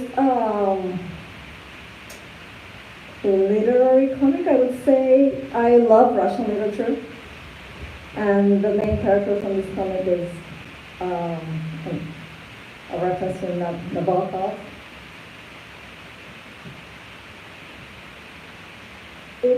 It's a reflection about language, you know, how my experience with language, my personal experience with language is that I write in Spanish. That's my first language, I would say, is Spanish, even though I'm bilingual. I speak Japanese with my father and my sister.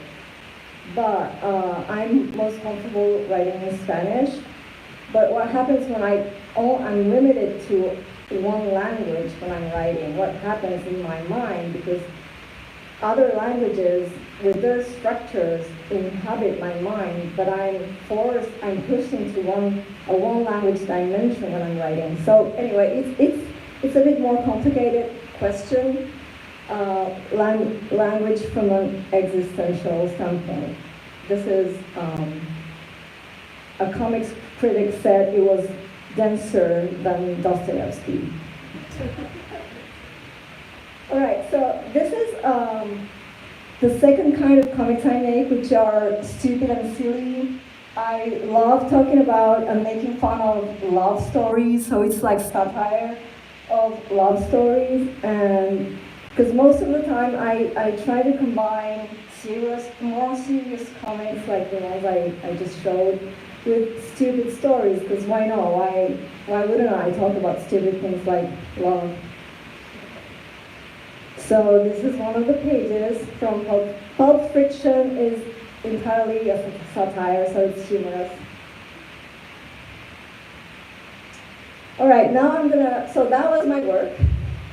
I have more works, but I'd like also to, thank you, I'd like to talk about 2 other artists. As Quan said, we aren't many in Spain with artists with Asian origins. But I know 2. Luis Yang, he's from Valencia, which is eastern Spain. And he was born in the 90s, I guess. He's very young. And his parents are from China. So that's his bio. I can't, it looks blurry from here, but I don't know if you can read it. And he's doing really great. He's very successful.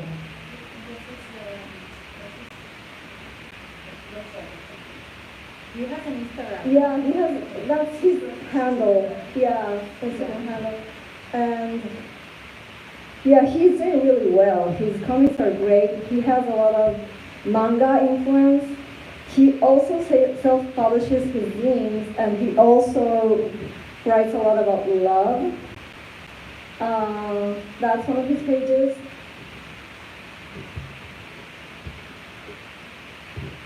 Or this one. I think his work is beautiful. I really like it.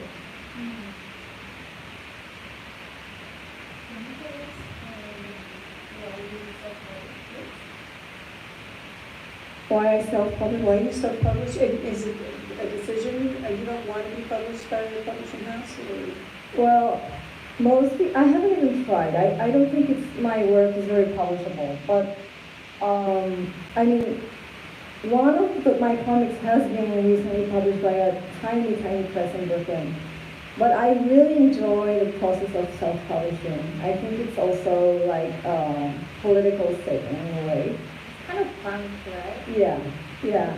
And it gives me That's what I was wondering. Yeah, it gives me the freedom, the entire freedom to do, to control the whole process. So, and I don't need to make any single concession. And that's, I love that. So I have artistic freedom. Okay, so back to this young. He has some comics in English too, right? I didn't know that. But this is a page from one of his zines in English.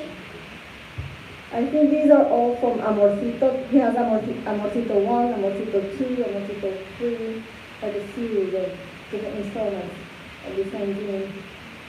Here's another one.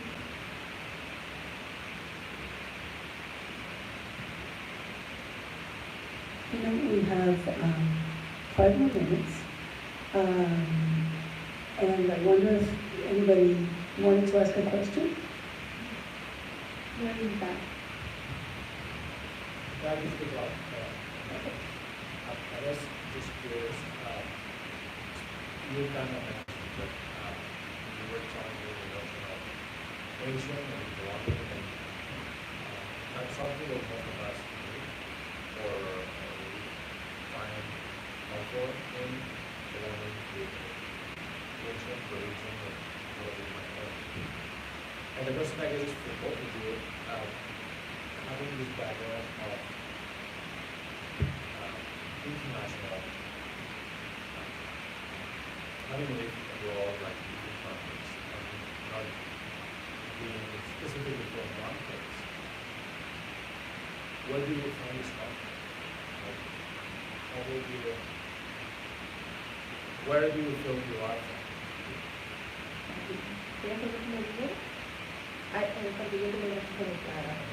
Yeah, it's because I've been introduced so many times, and this was one. I always say that I have this situationship with the territory. Yeah, I'm in a situationship with Spain and with you, but not with you, because we're in a toxic relationship. We are. So, it's the people. It's the people that, not like random people, it's the people that you have been together, that you share deeply and important memories with, that make a place to come back to. I was also thinking about my family, hometown in China, about how it's like a romantic place in our minds, because the fact is we've never lived there, me and my siblings. And where they live now, Esther and Apostolic, so what is going to happen in that place when my parents are not there anymore? Is going to be a place to come back, or is it not going to be? So, with the people that I love, and I'm not in a situationship with, because I love them, they love me back, and we have a healthy adult relationship. So, it makes some random place or a random city a home. So, for me, the notion of nation and patria is enrooted with the people that accept me as who am I, I do not need to legitimate my existence with them anymore. So that's my main thing. Yeah, so for me there's two different things. One thing is has to do with space and affection. So I would say I spent my first 8 years in Japan, so the first landscapes I saw, the first flavors of the food I ate, the comfort of my grandparents' house, all those things make Japan something similar to a home, even though everyone else thinks I'm not from Japan.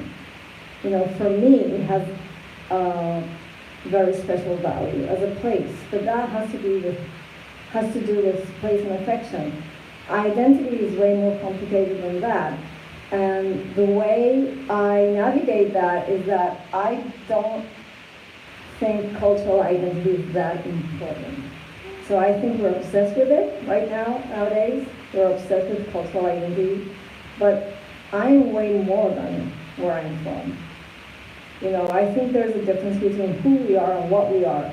I can be Japanese, I can be Spanish, I can be New Yorker, I can be an artist, I can be a writer, a translator, but that's not who I am. That doesn't define me entirely. You know, it has an influence on me, but I'm more than that. So I guess I find comfort in just not caring too much about cultural identity, you know? It's not that important for me. And then, as I said, I like going back to Japan because there's an effective relationship with the place of my childhood. But I don't obsess either about belonging. I have my friends, I have a network of people, like I said, I have a family. But the notion of belonging in itself is not, I question it too. I don't really care about belonging. I think I've grown like some kind of allergy to the notion of belonging and community because those same concepts are excluding for others. Mm-hmm. The moment you're including some people and defining a group and saying you're part of it and you're not, you're also excluding that. And I was always on the other side of the community, you know, on the outside. So I just question all those notions, you know. You can be happy and you can feel full without caring about those things. That's fine. Okay, just to add on top of what you were saying, I read this night with this academic book. It was from the UK Academia. So the name is Beyond the Third Culture Kids. It's a vision about how hypermobility has affected the notion of home and identity to the people. Because sometimes it's because you're mixed race, sometimes it's because you're from another family, but sometimes it's because you have lived and worked in 10 or more countries. So where that leaves you sensation of belonging, because some people are nomadic because of their jobs in the Western world. And there was this sentence about one person saying that the only home they had was actually their body. They were moving all around. So that was very interesting for me. I got a question.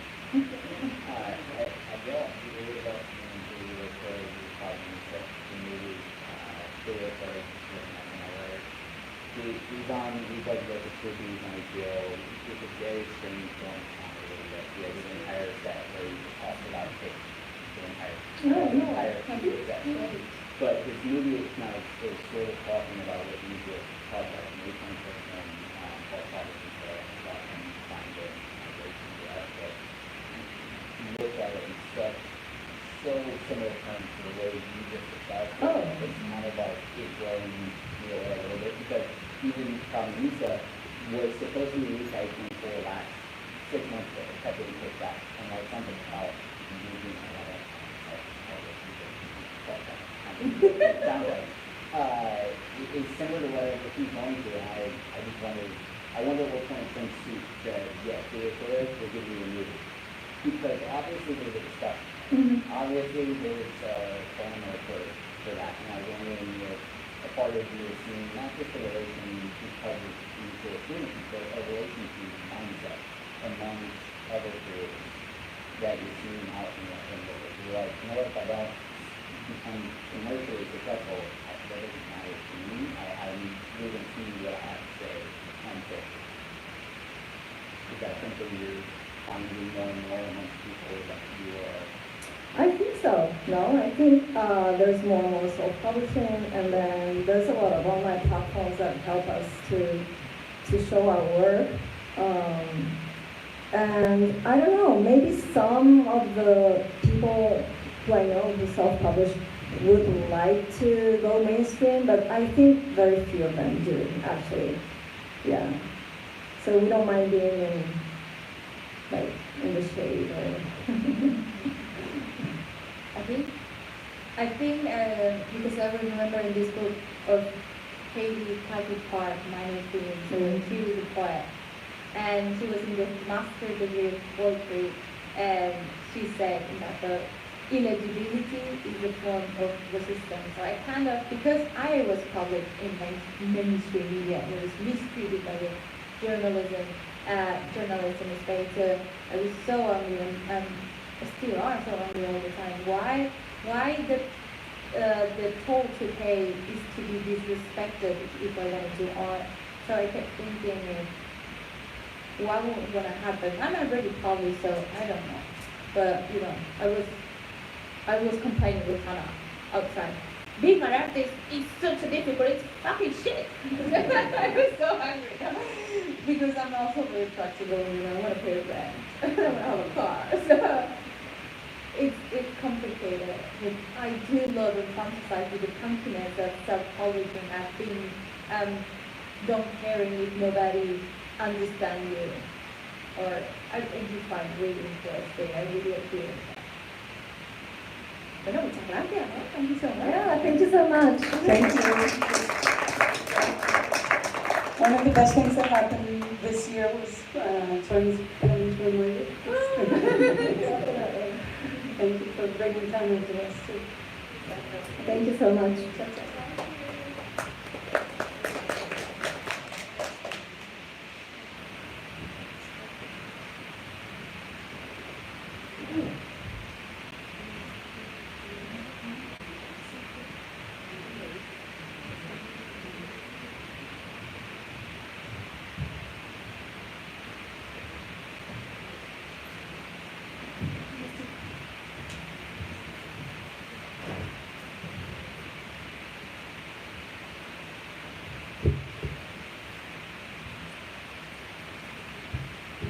I'm going to say it's in the dark. We are now going to show you a piece of Qualia, the entire film Qualia, which is a film by Elia Carrera and Isabel, who are our extraordinary artists who make Sant Jordi exist, make it beautiful. And Catherine, the star of the film, the protagonist of the film, is here with us, Catherine Correa. And so we're delighted to present this. It's a very calming thing in the middle of a stressful world. So enjoy it.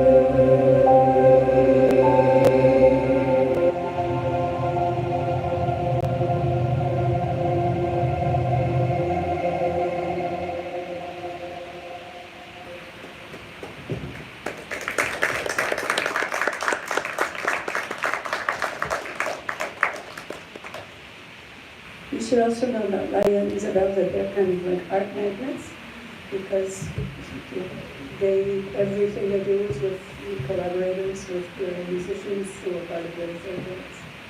Very beautiful thing. And this is supposed to be an immersive film. So we were only immersing our eyes, but if you get an opportunity. Maya, the film that you have now at the Bronx Well,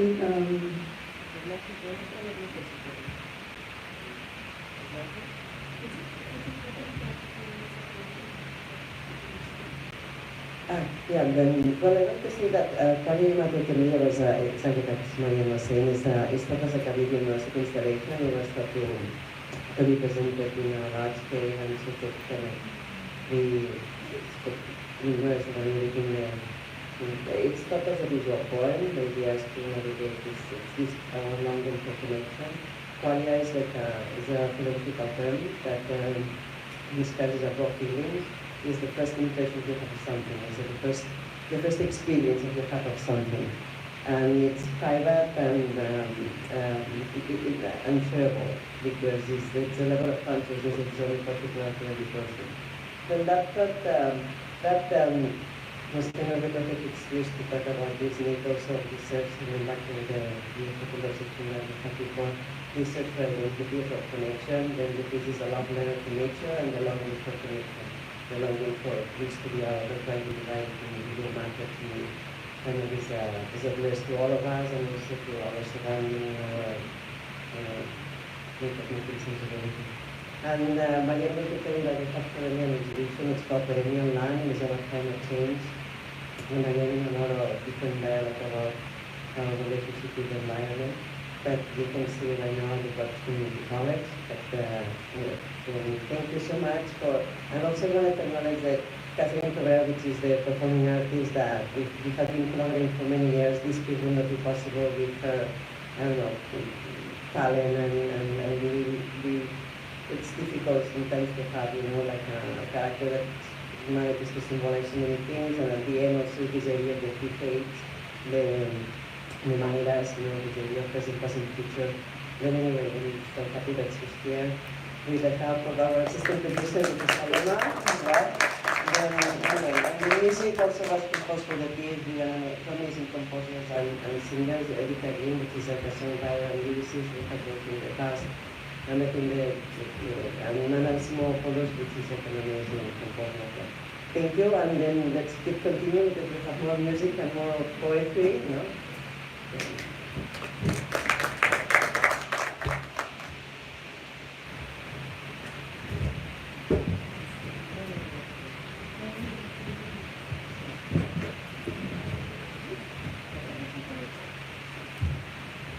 All right. Well, we decided to finish, the Sant Jordi this is our 10th anniversary. In 2014, we had our first event. And it was a lip crawl through Dumbo. But we decided that we wanted to bring the umbrella of Sant Jordi to a broad spectrum of people in New York, because it's about books and love and roses and what could be better. So we decided to devote it to literature and translation, which is why we have this extraordinary gamut of writers and translators talking with us. And of course, there's a particular interest in literatures from lesser-known languages or in interactions, intercultural, interlingual experiences. So anyway, and it allows for a very rich tapestry of events. And why did I go into all of that? What we decided this year was to have all of this panoply of languages and cultures, and the dessert for every evening would be a Catalan event. So this year is the centenary of 3 Catalan poets. Joan Salvat Papasseit, Montserrat Baideda, and Vicent Andres Estellés, who is from Valencia.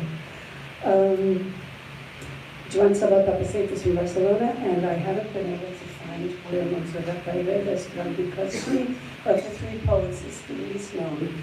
And one of the things that's happening this year is that they are recovering her earth because she's been kind of forgotten, and she's an extraordinary poet. So we are going to present, with the support of the mission of Andorra to the United Nations and the ambassador of Andorra to the United States, an Andorran electric violinist, Mireia Clua, whose work I'm absolutely thrilled to have discovered through the ambassador. And Mireia will do a solo now, and then she will accompany Maria Fontanals, who will be reading the 3 centenary poets in Catalan, and we will show you the English on screen. So again, I did not thank today our funders and our benefactors and our friends at the Catalan delegation to the United States, and none of this would have happened without them. So thank you, everybody, and look forward to hearing you.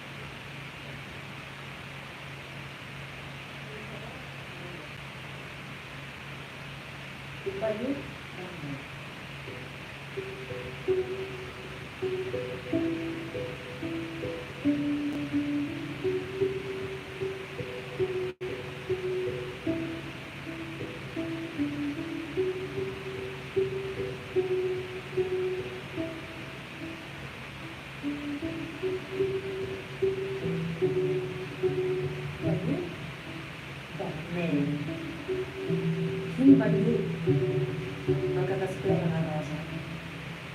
La imperfecció no gosa minvar-ne la plenitud. Vermell, altiu, absolut, provocador de la glosa. Si els versos toquen la rosa, el bon sentit em proposa ser breu en el contingut.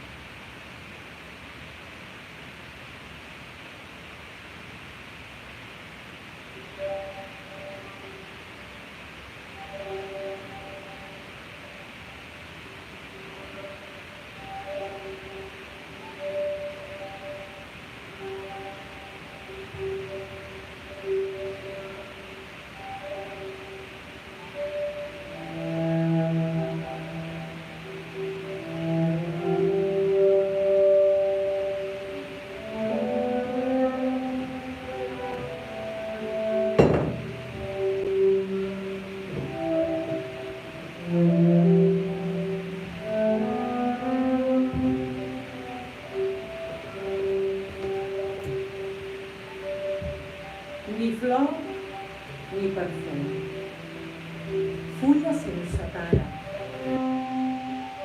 mirallet de llum, reflectint la cara, esfèrics rubins, cada un d'ells la casa, que viuen si a casa, dins Nadal a dins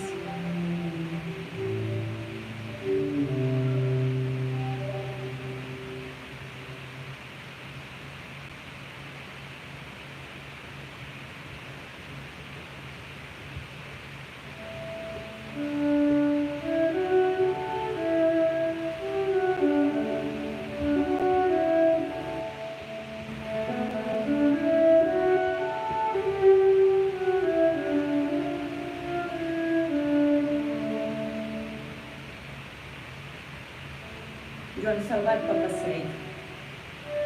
Nadal.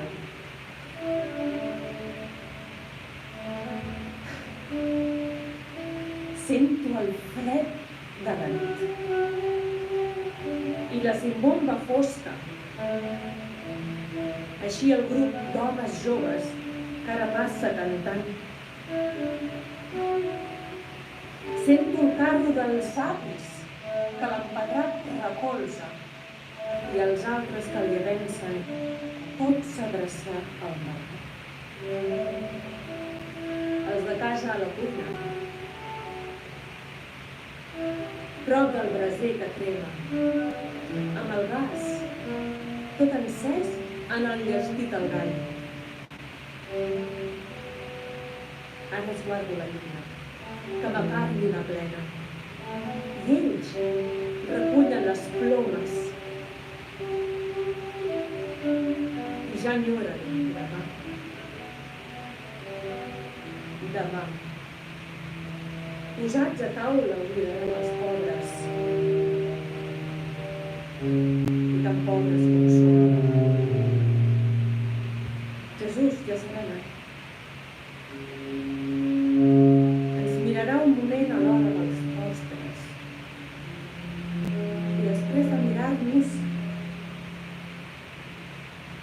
arrencarà-lo.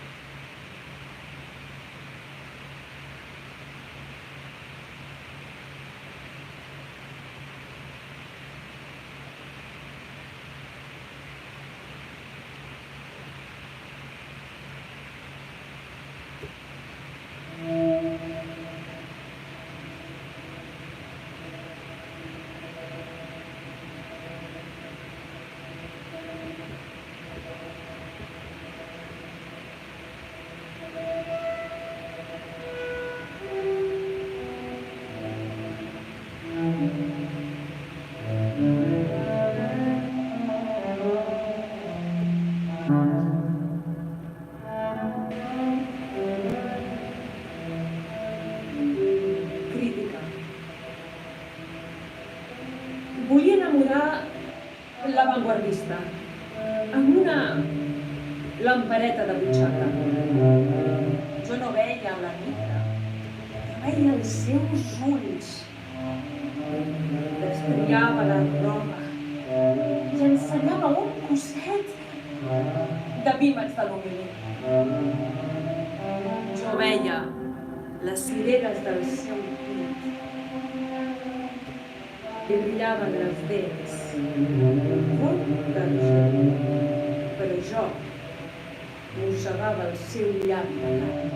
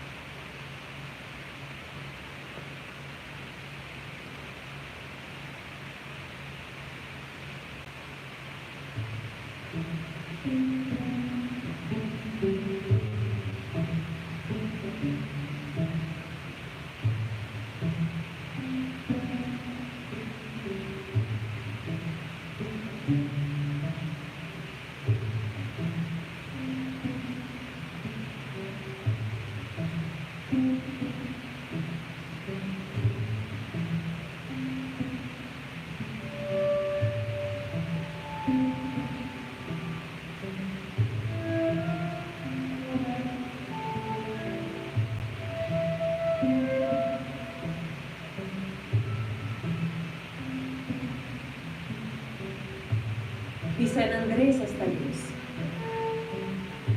Els amants. No hi havia a València dos amants com vosaltres. Feroçment ens amàvem del matí a la nit. Tot ho recorda mentre vas estenent la roba. Han passat anys, molts anys. Han passat moltes coses. De sobte, encara em pren aquell vent o l'amor. I rodolem per terra entre braços i besos. No comprenem l'amor com un costum amable, com un costum pacífic de compliments i teles, i que ens perdona el cas, senyor López Picó. Desperta de sobte, com un vell huracà, i ens tomba en terra els dos, ens ajunta, ens empeny. Jo desitjava voltes un amor educat,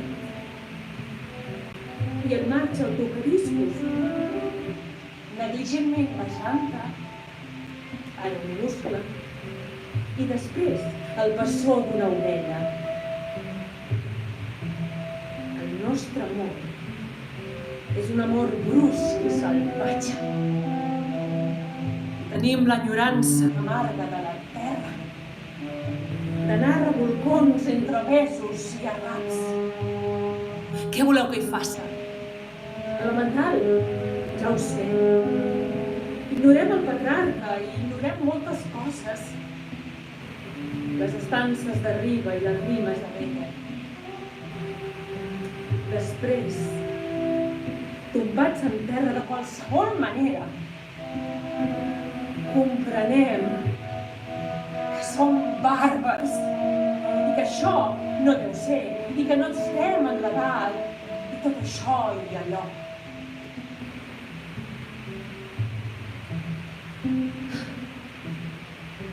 No hi havia a València dos amants com nosaltres. Cardamans com nosaltres, en són parits ben pocs.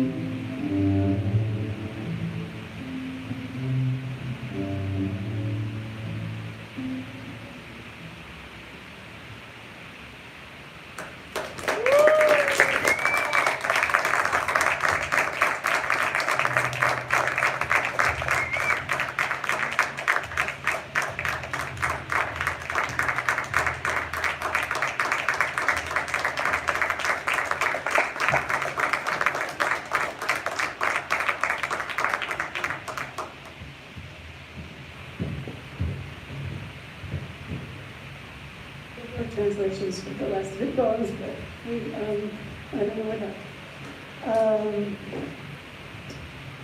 Would anybody get?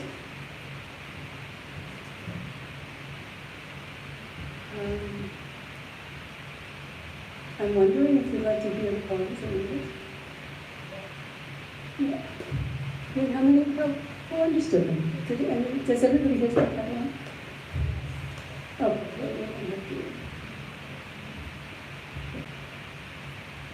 well then, well, thank you all for being here. And this was day 2 of Sant Jordi, USA. And I hope you'll return tomorrow. I hope you enjoyed this. And thank you very much. Thank you.